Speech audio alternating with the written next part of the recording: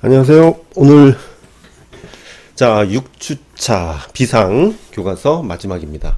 중학교 거는 1, 2권 다 마지막이고요. 우리가 이제 조금 추려서 한다고 했는데 그래도 좀 용어 사전도 있었고 해가지고 이제 마지막이니까 한번 보시죠. 시각 디자인 같은 경우는 이렇게 나오는데, 이곳 작품을 제시한 이유는 뭐냐면 밀라노 가구 박람회에서 멤피스 그룹이 등장을 합니다.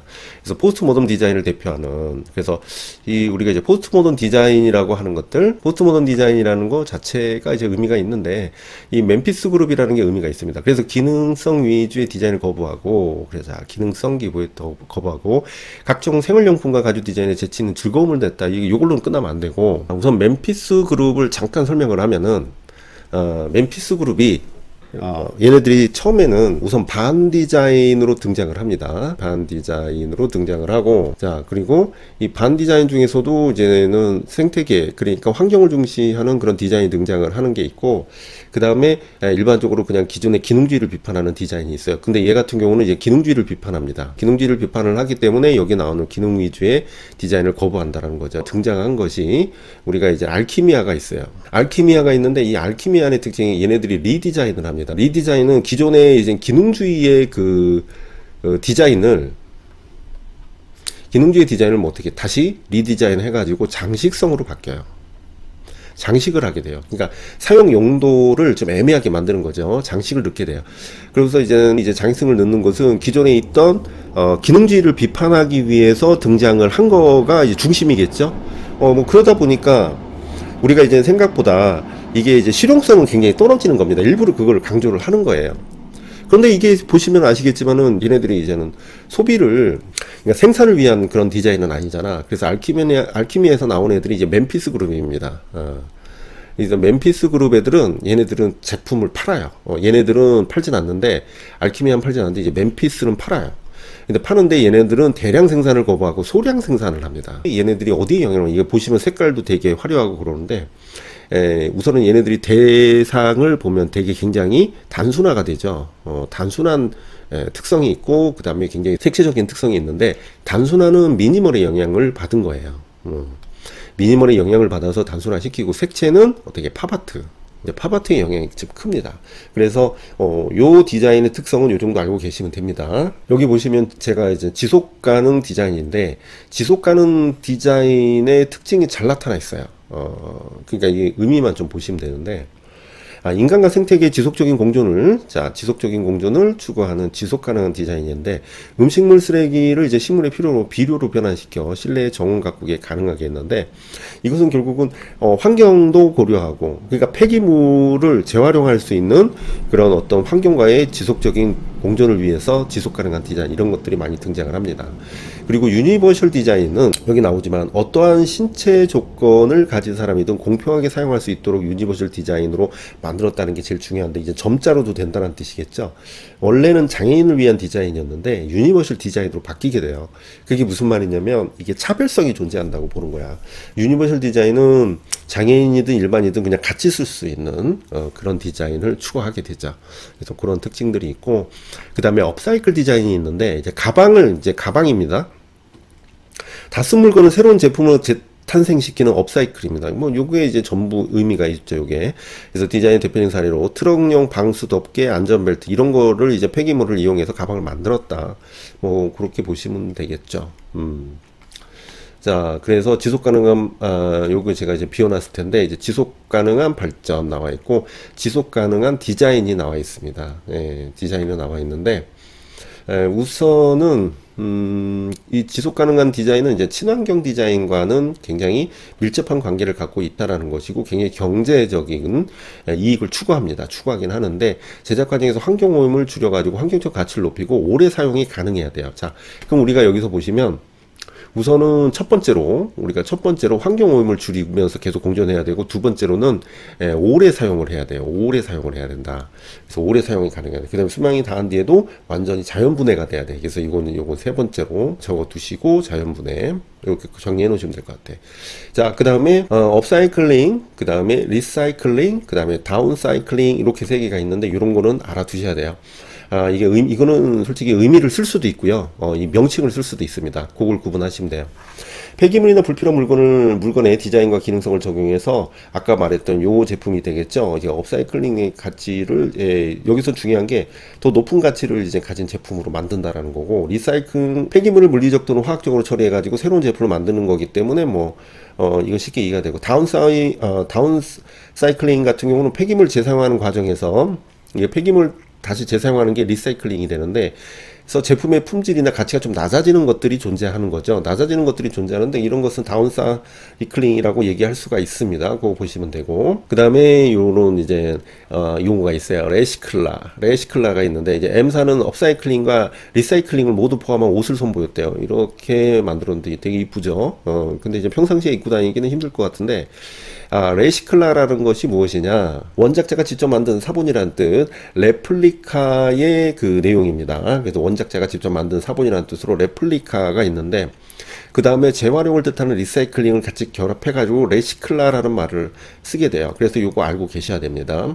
그래서 디자인은 직접 빈티지 의류 상점에서 구입한 옷을 해체하고 복원해서 재조합해가지고 제작을 한 겁니다. 그래서 업사이클링과 리사이클링을 같이 했다. 여기까지. 그 다음에 사진 영상이 나오네요. 이것은 보시면은 요즘에도 이제 그런 문제가 한 번씩 나오니까 찰나를 담다 롱입니다. 슈퍼 테이블인데, 이것은 이제는 우리가 이제는 그 물방울이라든가 이제 물에 이제 이렇게 번짐 이런 것에 튀어오르는 그 찰나의 모습을 이제 찍은 건데, 나름대로 되게 멋있어요. 보시면 물감으로 물이 튀어오르는 찰나를 이제 포착한 빠른 셔터 속도로 표현한 작품이다. 요거에서 좀 설명을 보면 특별한 건 없습니다. 작가에게 물이란 삶을 정화하고 영양 공급하며 살아가는 데 필수적인 거, 렌즈로 이미지를 담아내는 사진 작업에서 흥미로운 주제가 될 수 있다고 설명을 하는데, 찰나의 순간이 우선 이 사람 작품의 특징이에요. 그래서 일렁이는 물결을 담아내기 위해서 고속 정지 동작 사진으로 이제 촬영을 했다. 그래서 15년 동안 집중적으로 연구를 했대요. 그러니까 순간 포착이죠. 그러니까 그죠? 자, 그래서 원하는 형태를 만들기 위해서는 맞춤형 분수 장치를 설치해서 생성해냈고, 대부분 경우 짧은 지속 시간의 플래시로 캡처가 되는데, 이제 최종 작품을 만드는데 디지털 구성이 사용되지 않고 물감이 있는 통과 작은 무거운 것을 떨어뜨려 그때 튀어오르는 물감의 순간을 포착하는데, 이 사람 작품은 디지털로 이렇게 어떤 작업을 여기서 추가로 트릭을 쓰는 것이 아니라 자연 현상, 그 현상 자체만으로 이제 사진을 통해서 표현하고 있다는 것을 보여주고 있고요. 그리고 기록을 남기다. 그래서 맥커리, 아프간 소녀인데, 내셔널 지오그래픽 표지를 장식한 아프간 소녀는 아프가니스탄의 전쟁과 난민들을 상징적으로 보여주고 있다. 그러니까 전쟁이 지금 장난이 아니죠. 자, 그 다음에 상황을 연출하다. 프레거가 있어요. 프레거. 제한 속도라는 작품인데, 이제 배우를 섭외하고 세트장을 설치해가지고 영화적 연출로 표현을 하는데, 배우들이 다양한 그 시선을 통해서 상상력을 자극하고자 했다 해가지고 이렇게 설정을 하는 거죠. 그래서 조금 더 보시면은, 알렉스 프레거는 LL 기반으로 활동하는 영화 제작자이자 사진작가래요. 그래서 그거는 쭉 보시고, 요 밑에 보시면 그의 작품은 고전 영화나 한 장면을 연상시킨다. 이게 핵심입니다. 그러니까 고전 영화의 한 장면을 연상시켜요. 그래서 그가 포착한 순간에 화려한 색감과 미스터리한 연출을 통해서 보는 이의 상상력을 자극하게 되는 건데, 이게 어떤 상황인가라고 고민을 하게 되는 거죠. 그래서 찰나에 담긴 내밀한 감정을 묘사합니다. 그래서 한 인간의 내면을 표현하는 정교한 미장센. 그래서 미장센이라는 것은 주변의 어떤 설정, 이런 배경의 그런 어떤 그 구도의 어떤 사물이라든가 이런 것들을 배치를 통해서 사람들한테 뭔가 추측하게 만드는 것이죠. 그래서 가장 순도 높은 인간의 감정을 느낄 수 있는 잊지 못한 영화의 순간을 관람자에게 제공을 하게 된다는 거죠. 이런 거는 괜찮은 것 같아요. 자, 여태까지 그 정도 보시면 되고, 그 다음에 디지털 매체가 있죠. 이제 디지털 매체가 있는데, 이제 요거 정리를 좀 하셔야 될 것 같아요. 디지털 매체는 컴퓨터나 모바일 기기를 사용해서 디지털 장치를 활용하는데, 디지털 장치를 사용하는 게 컴퓨터, 모바일 같은 기기를 사용해서 디지털 장치를 미술에 활용하는 겁니다. 이거는 이제 교육과정상에서도 많이 나오죠. 그래서 이제 복제가 자유롭다. 이제 특징 중에 하나입니다. 요거는 1번. 이렇게 해서 1번 해놓고, 복제가 자유로워서 시간을 단축할 수가 있어요. 그리고 간단한 수정. 자, 수정 2번 적어 놓으시고, 요건 이제 투정. 복제가 자유로워서 시간을 단축시킬 수가 있고, 수정이 자유롭고, 그 다음에 그래서 표현의 부담감도 줄이고, 아무래도 수정이 자유로우면 부담이 덜하죠. 디지털 파일로 저장된 결과물은 어디든 빠르게 전송된다. 빠르게 전송된다. 이제 세 번째. 그 다음에 인터넷 공간에 많은 사람이 공유하는 것도 가능하다 해가지고, 우리가 디지털 매체의 장점을 이제 세 가지로 구분한다. 이렇게 딱딱 끊어서 알아두세요. 자, 그 다음에 디지털 펜이 있고, 뭐 디지털 기기가 있는데, 이런 종류 같은 경우는 뭐 매번 바뀌는 거 있고, 광고 후 작품인데, 요걸 이제 픽셀처럼 또 나눠서 표현을 했네요. 그래서 이제 파이프를 물고 있는 붕대를 한 자화상 이렇게 나와 있고, 요게 이제 이렇게 돼 있고, 요거는 요 밑으로 내려가 있네요. 예, 픽셀 아트라고 합니다. 요거 이제 중요합니다. 픽셀 아트. 주재범이라는 작가인데, 우리가 이제 한국 작가는 안 나오지만은 우리가 픽셀 아트는 외국에서도 하고 그러거든요. 그래서 이제 픽셀 아트라는 그 장르 때문에 제가 여기 넣었어요. 방공에 파이프를 물고 있는 붕대를 한 자화상을 디지털 도구를 활용해서 픽셀 아트 기법으로 재해석했다. 그래서 픽셀 아트를 쓰라고 할 거야, 이거. 픽셀 아트를 쓰라고 할 겁니다. 그래서 그거 보시면 되고. 근데 픽셀 아트 뭐 다 쓰지 않을까? 자, 스모킹 이어스.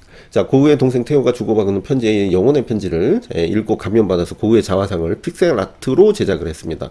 영화에서 공부하면서 제작했던 스모킹 이어스가 해외 언론에 소개되면서 픽셀 아트 작가의 주제범을 세상에 알리게 됐고, 픽셀 아트는 해상도가 낮은 아트웍의 창작 활동을 더하는 예술인데, 그래픽 그 프로그램에서 최소 사이즈의 캔버스 하나에 색을 찍어가면서 이를 합쳐가지고 전체 그래픽의 그림을 만들어내면 그 픽셀 아트 그림을 완성할 수 있었다. 뭐 이런 거는 솔직히 뭐 장르라고 볼 수가 있겠죠. 그 다음에 여기 이제 디지털 드로잉 체크하시고요. 디지털 드로잉이 있는데, 이제 디지털 기기를 사용해서 다양한 질감과 표현을 하는데, 이게 대표적인 게 호크니죠. 우리가 호크니 저번에 했잖아요. 근데 이제 그 호크니의 주변에 고향에 가가지고 이제는 대형 그림을 그리기 시작을 했는데, 그 전에 요런 그림을 그렸습니다.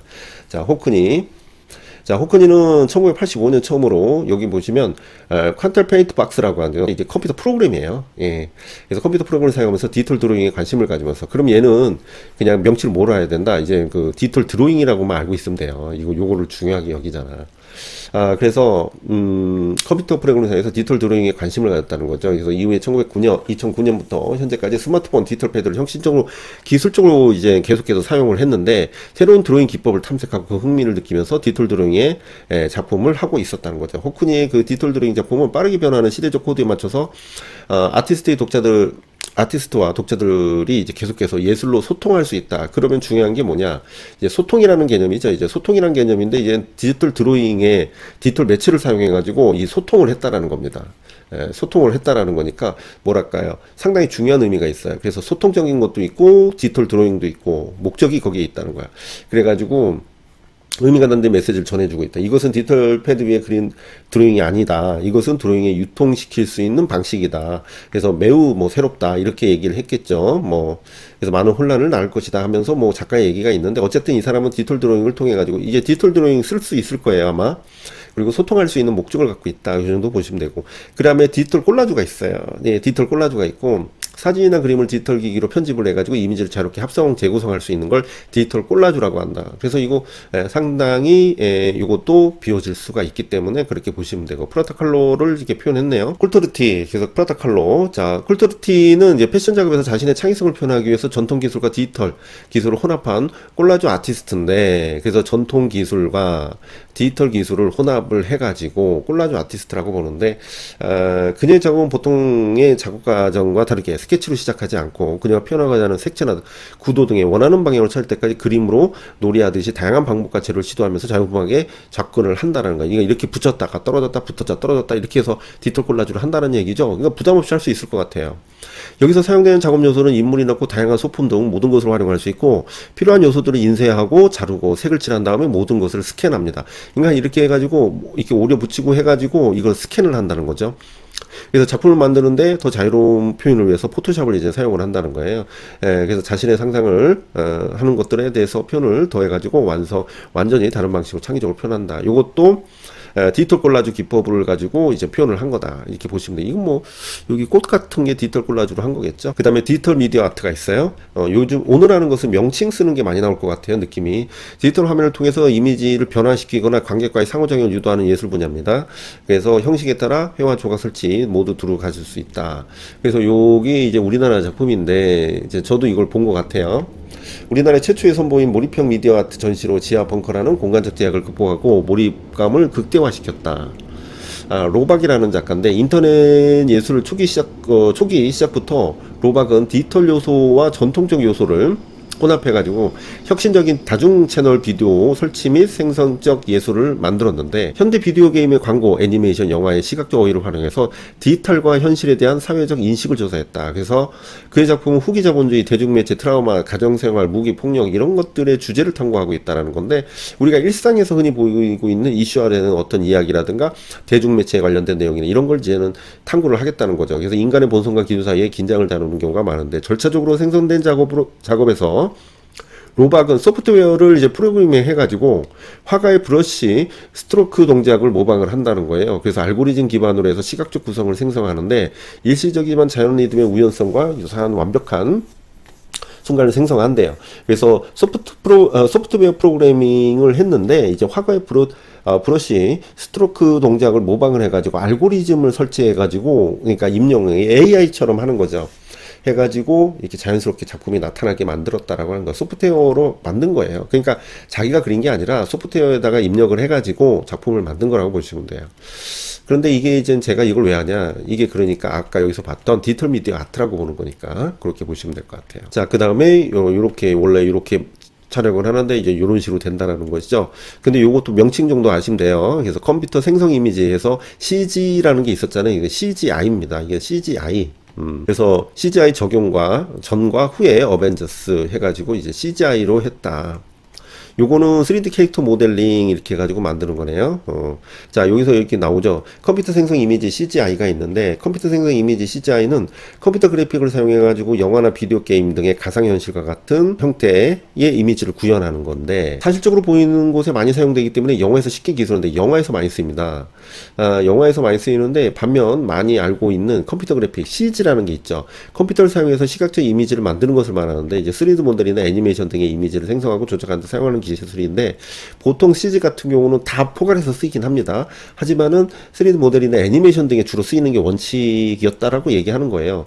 CGI는 사실적으로 이미지를 시각화하기 때문에 비사실적 현상을 만들어낼 수 있다는 점에서 CG와는 차이점이 있다라는 겁니다. 그러니까 영화에서 우리가 사실적인 현상에 기반으로 해가지고 CG를 표현하는데, 이제 3D가 모델이라든가 애니메이션 이런 데에서는 CG를 사용한다라는 거, 요 정도 차이점 아시면 될 것 같아요. 그리고 3D 캐릭터 모델링이 나오죠. 그거는 뭐 아까 그거 얘기하는 거 보시면 되고, 그 다음에 인공지능이 있습니다. 참 이런 것도 이제 나오네요. 인공지능. 페르메르, 진주기 거리를 한 소녀 이렇게 나오는데, 이제 우리는 요게 시험 문제 안 나왔단 말이야. 이게 나올 법도 했는데 이게 안 나와요. 네덜란드 화가 페르메르가 1665년에 그린 유화작품인데, 이 작품은 칠흑 같은 검은 배경에 특유의 부드러운 빛과 명암을, 파란 터빈과 진주귀걸이를 한 소녀가 미소를 살짝 머문 채 관람자를 바라보고 있는 모습인데, 이게 되게 특이한 그 형식이라고 보는 거죠. 그래서 보시면 17세기 네덜란드에 주로 그리는 트론이라는 양식이에요. 트론이 양식. 제가 이걸 한번 얘기했었는데, 트론이라는 양식입니다. 그래서 이거는 실존하는 인물을 그린 초상화가 아니에요. 실존화가 아니라 고유의 의상을 입은, 그러니까 고유의 의상을 입은 특별한 인물의 유형을 대표하는 사람을 그린 초상화로 화가의 상상에 의해 그려진 작품이다, 이렇게 볼 수가 있는데, 제가 여기 좀 정리해놨거든요. 트론이는 특정 계층의 표현을 인물의 표정과 묘사, 의상, 양식으로 구분해서 지어낸 인물의 표현 방식이에요. 그러니까 특정 계층을 표현한 거죠. 트론이로 단정짓는 이유가 뭐냐면, 이 당시 시대 상황과 맞물려 있어요. 그래서 문제가 나올 수 있다는 거야. 그림이 그려진 17세기 중반의 네덜란드 10대 소녀가 값비싼 진주와 금값에 해당하는 블루 염료로 만들어진 블루 터번을 두르는 것이 시대적으로 맞지 않다는 설정이기 때문에 화가가 만들어낸 트로니에 해당할 것이라고 추측을 하는 거죠. 그래서 이게 사실은 의미가 있다라는 겁니다. 이 맥락적인 요소로 봤을 때는 이때 당시 너무 고가의 제품이라고 보는 거야. 지금 우리는 이게 어떤 어떤 의도로 이렇게 어떤 가격으로 돼 있는지도 형성돼 있는지도 모르잖아요. 그런데 이렇게 있을 수가 없다라는 거, 상상에 의해서 어떤 계층을 그린 거다, 이렇게 보시면 돼요. 그거 정리하시면 될 것 같고요. 그리고 되게 유명하죠. 이 작품 되게 유명해요. 이 제품 한번 이슈화가 됐었는데, 정말 이게 AI가 그린 거죠. 그래서 요거 용어 정리가 나왔는데, 이제 프롬프트라는 게 있어요. 인공지능이 내리는 명령 혹은 질문인데, 이 프롬프트를 어떻게 하냐에 따라 인공지능이 대답을 제대로 한다는 거죠. 그러니까 질문이 애매하면 대답이 애매한 거야. 그래서 질문을 여러 번 합니다. 또 하고 또 하고. 그래서 프롬프트의 양과 질에 따라 생성되는 결과물의 차이가 크므로 문장을 구체적으로 입력할수록 원하는 결과에 가까워진다. 그래서 프롬프트 이런 게 이제 우리가 이제 중요하게 볼 수가 있죠. 그래서 엘렌 아까 요 작품이죠. 굉장히 환상적입니다. 자, 엘렌 스페이스 오페라 극장인데 2022년에 미국 콜로라도 주립 박람회에서 디지털 아트 부분에서 1위를 수상한 작품입니다. 인공지능 소프트웨어인 미드저니를 활용해서 생성한 이미지인데 이 작품을 1위를 수상하면서 인공지능이 만든 작품을 예술이라고 할 수 있는가에 대한 논쟁이 있습니다. 이게 예술이라고 할 수 있는가? 이게 논쟁이 있습니다. 그래서 일부 예술가는 인공지능이 그린 그림을 부정행위라고 비난하기도 합니다. 그래서 작가는 이 작품을 만들기 위해 80시간 동안 우주 헬멧을 쓴 빅토리아풍의 주름 장식이 달린 드레스를 입은 여성, 그 다음에 꿈에서 나오는 것처럼 서사적인 웅대한 장면, 호화로운 풍부한 그런 프롬프트를 회 이상의 반복해가지고 입력을 해서 요 이미지가 나왔다라는 겁니다. 뭐 대단하네요. 생성한 이미지는 컴퓨터 그래픽 프로그램으로 이용해가지고 직접 이미지를 수정한 후 캠퍼스에 출력해서 대회에 출품했는데 스페이스 오페라 극장의 수상 이후에 예술의 영역으로 진입하는 인공지능의 윤리적 문제와 저작권 문제까지 다양한 논의도 끊임없이 이루어지죠. 그러니까 AI가 그린 그림을 이걸 예술로 인정을 해야 되느냐 이제 뭐 그런 거죠. 자, 그 다음에 렘브란트 화풍을 학습해서 작품 특유의 빛과 구도, 색채, 붓터치를 반영한 작품을 만들었다. 자, 요것도 재밌죠. 렘브란트가 있는데 이런 작품이 있는데 렘브란트의 특성들을 AI에 입력을 해가지고 이렇게 작품을 만든 거예요. 대단하죠. M사 넥스트 렘브란트 프로젝트 해가지고 346점의 렘브란트 회화 이미지를 150기가의 분량으로 데이터를 분석하고 18개월간의 작업 기간을 거쳐서 인공지능이 생성한 작품을 3D 프린트로 구현을 했대요. 예. 굉장히 흡사합니다. 분위기가. 자, M사의 넥스트 렘브란트 프로젝트 나오죠. 자, 여기 보시면은 넥스트 렘브란트의 프로젝트는 18개월 동안 마이크로소프트의 인공지능으로 렘브란트의 작품에 346점을 분석해가지고 학습해가지고 그 작품 특유의 빛과 구도, 색채, 붓터치 등을 재현해서 새로운 인물 이미지를 렘브란트 화풍으로 생성을 했다라는 게 주요 포인트죠. 예. 그래서 여기 보시면 안면 인식 기능을 활용해서 원작에서 나타난 렘브란트의 이목구비의 얼굴 비율 등을 분석해서 이미지를 렘브란트가 사용하던 물감 두께와 질감까지 재현하기 위해 최종 결과물은 1억 4,800만의 픽셀 이상의 13개의 레이어를 겹쳐 3D 프린팅을 구현을 했다.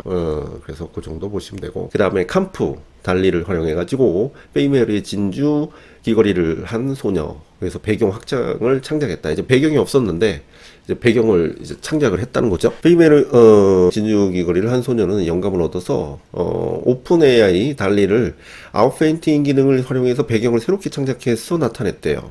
그래서 여기 보시면 페르메르의 화가와 그의 작품에 대한 정보를 학습을 해서 달리의 인공지능이 기존 작품에 표현되지 않은 배경 부분을까지 확장을 했다라는 거예요. 뭐 렘브란트랑 비슷하네요. 이 작품은 위 기술을 활용해서 원작이 가진 빛과 그림자, 색채, 질감, 공간을 시각적 요소를 연장해서 여러가지 기물이 놓여있는 주방 모습을 형상화했다. 그러니까 이 사람 작품의 특성을 입력을 해가지고 그거와 같은 분위기로 표현을 했자. 그래서 이런 식으로 변형도 해보고요. 별로 안 이쁘네. 예, 원작이 제일 이쁘네요. 그 다음에 오토드로우. 자, AI 체험 프로그램으로 사용자가 그림을 그릴 때 도움을 주며 간단한 스케치나 그림을 입력하면 관련 그림과 요소를 제한해서 전문적인 그림을 그리지 않아도 빠르게 그림을 그릴 수 있는 요거 한번 사용해 볼 만 하겠죠. 그다음 머신러닝이 있는데 인공지능을 만들기 위해서 기계를 학습시키는 방법이래요. 그래서 알고리즘을 이용해서 데이터를 분석하고 분석 결과를 스스로 학습한 후에 이를 기반으로 어떠한 판단이나 예측을 하는 것을 의미한다. 그 정도 보시면 됐고, 그 다음에 미술을 기록하고 공유하는 방식, 그것도 디지털이겠네요. 여행 가방 속 상자. 자, 듀샹은 자신의 주요 작품을 미니어처로 만들어서 여행용 가방 안에 보관을 했대요. 세계대전을 겪은 뒤 미국과 프랑스를 여러 차례 오가던 듀샹이 전쟁으로 인해서 자신의 작품이 훼손될 수 있다고 생각해가지고 이렇게 보관을 하게 됐대요. 그게 이제 뭘로 되냐? 여기 보시면 포트폴리오와 비슷한 작품이고 현대에서 사진을 찍어 인쇄하거나 온라인에 자신의 작품을 업로드 보관하는 그래서 더 보관하기가 쉬워졌다. 뭐 이제 그런 내용으로 가는 건데, 포트폴리오 뭐 시험에 나왔기 때문에 그냥 한번 확인하고 가는 겁니다. 하나의 주제를 가지고 여러 작품을 담은 것을 표현하기도 하며 나 자신이 작업해온 작품을 모아 기록하는 자료집으로 활용하는데, 그림 작품뿐만 아니라 자기소개서, 에세이, 보고서 등의 자료, 그러니까 이런 것들이 이제 핵심 포인트가 되겠죠. 포함해서 자기 작품뿐만 아니라 이렇게 모은 자료를 통해서 학자 스스로 자신의 발전 과정을 기록하고 관찰할 수 있다. 프로세스 폴리오랑 또 비교가 될 수 있을 겁니다. 뒤에 나오니까 보시면 되고, 이렇게 이제는 뭐 사비나 미술관인데 그 아티스트 포트폴리오 전시입니다. 여기 보시면 아트스페이스 앞에서 라프에서 열린 아티스트의 이야기가 담긴 포트폴리오에 대한 다양한 이야기를 들을 수 있는 전시. 예, 그래서 여러 가지 작품들이 그 작가 중심으로 나오겠죠. 그 다음에 프로세스 폴리오 나오죠. 프로세스 폴리오는 작품을 만들어가는 과정을 모두 기록하는 자료집이다. 그러니까 이제 제가 수업 때 얘기할 때는 이제 포트폴리오는 자기가 그래도 어디에 제출용으로 만드는 거예요. 그러니까 여기 보시면은 하나의 주제를 가지고 여러 작품을 담은 것으로 표현하기도 하고, 그러니까 뭡니까? 이제 제출하려고 하는 거죠. 제일 잘한 거를. 나 자신을 작업해 온 작품을 모아 기록하는 그런 요소도 하긴 하는데, 우리가 이제 프로세스 폴리오 같은 경우는 그냥 모든 과정을 모두 기록한 자료집이다. 그래서 포트폴리오는 작품의 결과만 확인할 수 있다면, 그렇게 또 얘기하면 또 너무 극단적이긴 한데, 비교하자면 그렇다는 거죠.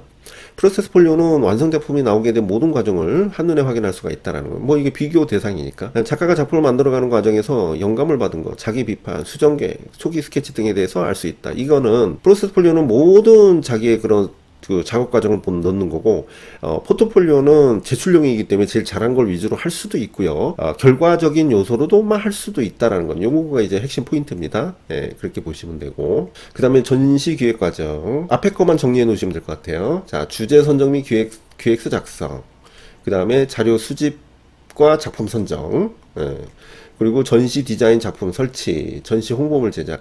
이게 교과서에 나오는 거기 때문에 이 4단계, 예, 전시 기획 과정이 뭐냐, 전시 주제 및 기획서 작성, 자료 수집, 작품 선정, 전시 디자인, 작품 설치. 요것만 좀 알아두면 될 것 같아요.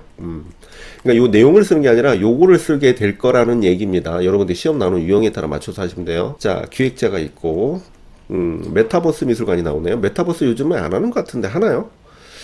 가상을 뜻하는 메타와 세계를 뜻하는 유니버스를 합쳐가지고 메타버스. 자, 시간과 공간을 초월해가지고 자유로이 소통할 수 있는. 얘네들도 중요한 게 뭐냐면 소통이에요.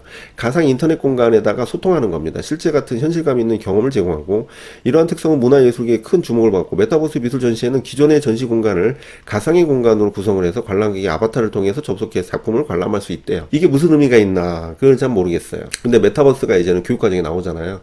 근데 이제 이게 수시로 바뀌기 때문에 이게 뭐 그렇게 중요하다? 뭐 얘네들도 이제는 메타버스가 이제 교육과정에 나오니까 여기다 넣은 거겠죠. 그래도 이 정도 체크를 해놓을 필요는 있어요. 메타버스 플랫폼에 내 전시장에 접속하면 관람자 아바타가 자동으로 생성되고, 서로 다른 곳에서 접속한 관람자들이 아바타를 통해서 함께 전시를 관람하고 의견을 나눌 수 있게 제작되어 시공간의 제약을 받지 않는다는 거죠. 그러니까 내 아바타가 그 인터넷 공간으로 들어가서 막 서로 이야기하는 거야. 글쎄요, 뭐 한다는데 뭐 어쩌겠어. 근데 문제는 뭐냐면 그게 조금 더 많이 활용이 많이 되고 있긴 해요. 메타버스는 많이 이렇게 일반화되는 느낌은 없는데 어쨌든. 자, 그래서 여기까지입니다. 자, 요걸로 해서 교과서가 끝났어요. 비상교과서가. 비상교과서가 끝나고, 예, 다음 시간에는 그 비상교과서의 이제 고등학교 거까지 한번 훑어보고, 그 다음에 중학교 거를 하나만 더 볼게요. 중학교 거를 하나만 선택해서 더 보고, 그 다음에 고등학교 거로 가서 이제 고등학교 일반 선택에 미술을 좀 보고, 그것도 한 2개 정도 선택해서 보고, 그 다음에 미술 그 융합과정까지 해가지고 조금씩 보면 될 것 같아요. 이게 중복이 많아, 솔직히. 그래가지고 뭐 더 보게 될 수도 있고, 그렇게 예상을 합니다. 그리고 교과서는 여러분들이 이것만 봐도 충분할 것 같아요. 제가 이거 하는데 거의 이틀 걸립니다. 그래서 내용 한번 훑어보고 추리고 필요한 것만 보는 거가, 제가 찍는 시간보다, 이게 찍는 시간도 되게 오래 걸려요. 이거 뭐 설치하고 뭐하고 하는데 오래 걸리니까, 여러분들은 제 설명을 잘 듣고 이렇게 해서 이제 좋은 결과를 얻으면 되는 건데, 문제는 뭐냐, 좋아요를 눌러 달라는 거죠. 좋아요를. 예, 좋아요가 그렇게 인색해. 좋아요 많으면 열심히 해야지 또, 그죠? 예, 좋습니다.